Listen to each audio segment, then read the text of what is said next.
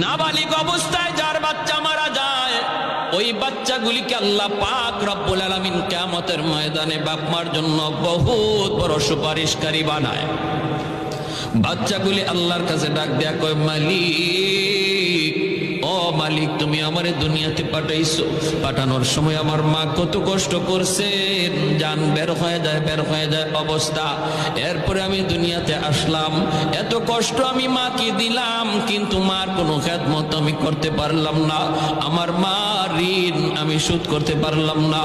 আল্লাহ, আজ যদি তুমি আমাকে জান্নাতে দিতে চাও, আমার মা বাবা সারা জান্নাতে যাইবো না, হয় আমারে বাপ মার সাথে জাহান্নামে দিয়ে দাও, হয় আমাকে আমার বাপ মার সাথে জাহান্নামে দিয়ে দাও।